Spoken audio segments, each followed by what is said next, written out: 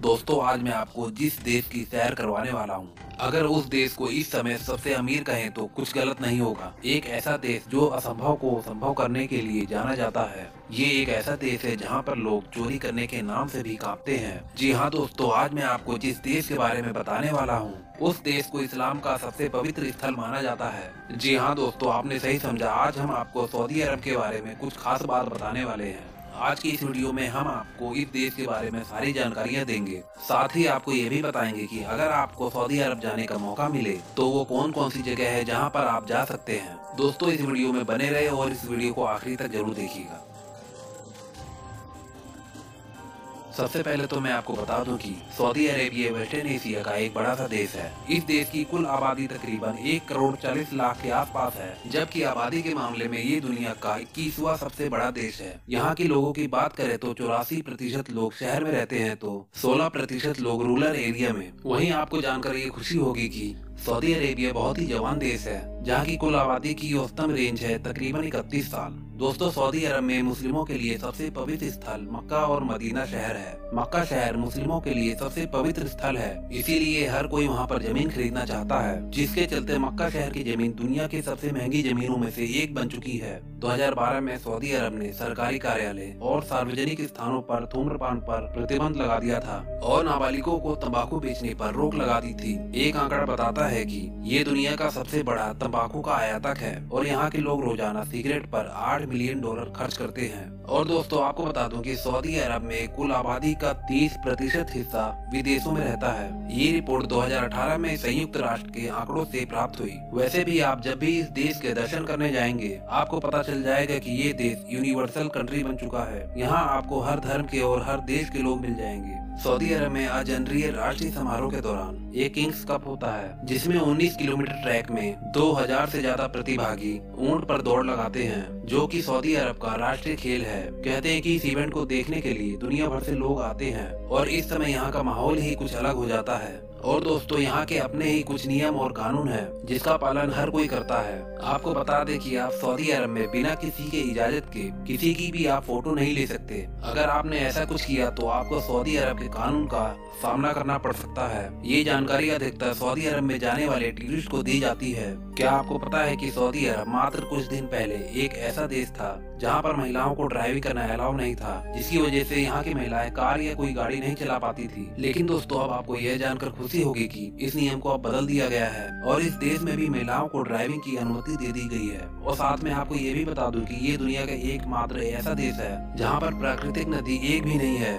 जी हाँ दोस्तों, आपको यहाँ पर कोई भी नदी नहीं दिखेगी। वैसे भी यहाँ पर पानी महंगा है और पेट्रोल काफी सस्ता है। दोस्तों दुनिया में सबसे ज्यादा तेल इसी देश से प्रोड्यूस होता है। अगर आज सऊदी अरब इतना रिच है तो इसके पीछे इसके तेल की ही ताकत है। आज दुनिया के हर देश में तेल सऊदी अरब से ही जाता है। आपको यकीन नहीं होगा, लेकिन एक तरीके से देखा जाए तो रोज ही पूरी दुनिया सऊदी अरब की तरफ ही देखती है। और इसके साथ आपको ये भी बता दूं कि इस देश में तेल के अलावा खजूर का भी बड़े लेवल पर प्रोडक्शन किया जाता है। आपको जानकर हैरानी होगी कि सऊदी अरब दुनिया का तीसरा सबसे बड़ा खजूर का प्रोडक्शन करने वाला देश है। दोस्तों आपको एक बात बता दूं कि यहाँ पर किसी भी गाड़ी को ड्राइव करना खतरों से खाली नहीं है। दुनिया में सबसे ज्यादा रोड एक्सीडेंट में मौतें इसी देश में होती हैं। और दोस्तों आपको बता दूं कि इस देश में आपको सबसे ज्यादा ऊँट नजर आएंगे। और साथ ही साथ आपको ये जानकर हैरानी नहीं होनी चाहिए कि रियाद शहर में दुनिया का सबसे बड़ा ऊँट मार्केट लगता है। आपको यहाँ पर चारों तरफ ऊँट ही ऊँट नजर आएंगे। आंकड़ों के हिसाब से यहाँ पर एक दिन में 100 से भी ज्यादा ऊँट खरीदे और बेचे जाते हैं। दोस्तों आपको बता दूं कि सऊदी शाही परिवार हर साल रियाद में एक पुनर्मिलन रखता है, जिसमें इसकी केंद्र स्थानी में एक तलवार नृत्य होता है, जिसमें कलम के पुरुष और तलवार के पुरुष के बीच एक गठबंधन का जश्न मनाया जाता है। दोस्तों सऊदी अरब का 95% हिस्सा रेगिस्तानी है। और दोस्तों यहाँ के दुनिया के कुछ मशहूर रेगिस्तान भी हैं, जैसे कि उत्तर में अल नाबूद और रूबल खलीज शामिल है। आप सोचिए इस देश में 95% हिस्सा रेतीला है,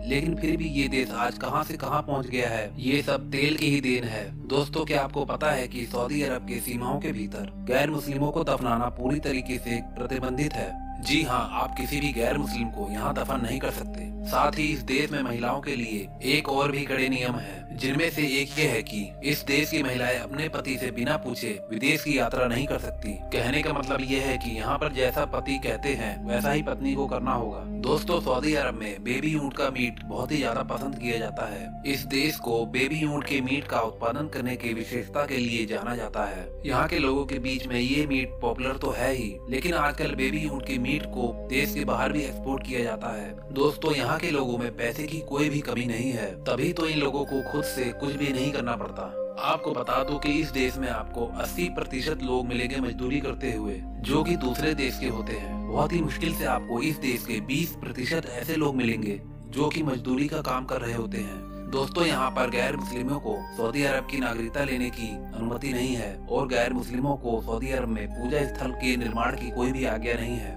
दोस्तों यहाँ के नियम कानून बाकी देशों से बहुत ही अलग है। अगर आप इस देश के कानून को नहीं मानोगे तो आप बहुत ही मुश्किल में पड़ सकते हो। आपको बता दूं दोस्तों कि सऊदी अरब में अगर कोई भी दुकानदार अपने दुकान को छोड़कर चला जाता है, तब भी उसकी दुकान में किसी भी प्रकार की चोरी नहीं होती। आप नहीं जानते होंगे कि ऐसा क्यों? क्योंकि दोस्तों अगर गलती से भी कोई चोरी करते हुए इस देश में पकड़ा गया तो सीधा उसके हाथ ही काट दिए जाते हैं। जी हाँ दोस्तों, इसी डर से यहाँ पर कोई भी चोरी नहीं करता। ये कानून इतना सही नहीं है, लेकिन कई बार लोगों के मन में भी डर होना जरूरी होता है। दोस्तों आपको बता दें कि ये अपने देश में दुनिया का सबसे ऊंचा टावर बना रहे हैं, जिसका नाम किंगडम टावर है। इसकी शुरुआत 2014 में हो चुकी है। अगर हम इस टावर की ऊंचाई की बात करें तो इसकी ऊंचाई लगभग 3280 फीट है और लगभग इसको 1 किलोमीटर तक भी कहा जा सकता है। इसे जिहाद टावर भी कहा जाता है। इस समय दुनिया का सबसे ऊंचा टावर दुबई का बुर्ज खलीफा है, जिसकी ऊंचाई 600 फीट है। दोस्तों आपको यह बात जानकर हैरानी होगी कि सऊदी अरब में महिलाओं के ऊपर वोट देने पर भी पाबंदी लगी हुई थी। सन 2011 में सऊदी किंग अब्दुल्ला ने यहाँ की महिलाओं को 2015 की वोटिंग करने की इजाजत दी और ऐसा करने के साथ यह दुनिया का सबसे आखिरी देश बन गया।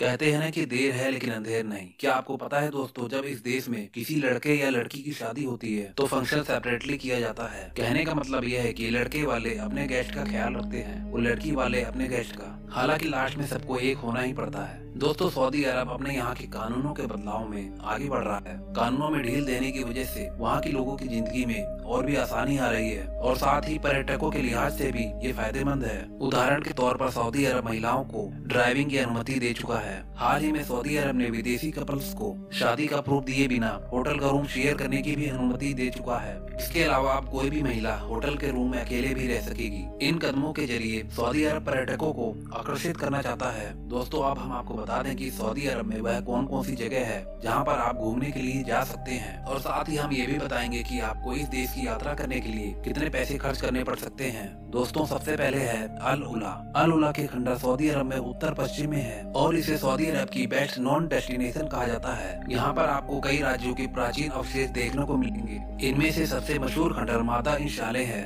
इसमें 2000 साल पुराने नेमतीय मकबरों के समूह है। अब बात करते हैं मालदीव ऑफ सऊदी अरेबिया। ये आयरलैंड, उमलूज और अल वाच टाउन और रेड सी के करीब है। इनके इर्द गिर्द रेड सी का फिरोजी पानी और कोरल रीफ इन्हें बहुत ही खूबसूरत बना देते हैं। सर्दियों में यहाँ पर डॉल्फिन भी देखी जा सकती है। कहते हैं कि अगर आप एक बार इस लोकेशन को देख लेंगे तो यहाँ से आपको आने का मन नहीं करेगा। वादी टाइप इसम। दोस्तों कहते हैं कि अगर आपको ऐसी फीलिंग लेनी है जहाँ पर आपको लगे कि आप इस दुनिया से बाहर किसी दूसरे ग्रह पे आ गए हैं, तो आप इस जगह पर जा सकते हैं जहाँ पर बड़े बड़े पहाड़ों के बीच कई सारे रास्ते हैं। कहते हैं कि यहाँ पर आने के बाद आपको यह लगेगा ही नहीं कि आप इस धरती पर हो। वैसे तो आपको यहाँ पर सैलानियों की भीड़ काफी संख्या में नजर आ ही जाएंगी। दोस्तों सऊदी अरब के बारे में अभी बहुत सारी रोचक जानकारियाँ बाकी हैं, जिसका नेक्स्ट पार्ट जल्दी आने वाला है। दोस्तों अगर आपको और भी कई सारी जानकारी चाहिए तो नीचे दिए गए लाल बटन को दबाकर चैनल को सब्सक्राइब कर ले और साथ में दिए गए घंटी के बटन को भी दबा दे, ताकि वीडियो आने के बाद आपको तुरंत ही पता चल जाए। दोस्तों जाने से पहले इस वीडियो को जरूर लाइक कर देना, क्योंकि वीडियो बनाने में काफी मेहनत लगी है और आपको एक लाइक करने में सिर्फ 1 सेकंड ही लगेगा। दोस्तों इस वीडियो को देखने के लिए आपका बहुत बहुत धन्यवाद। मैं मिलता हूँ आपको अगली वीडियो में। Okay bye.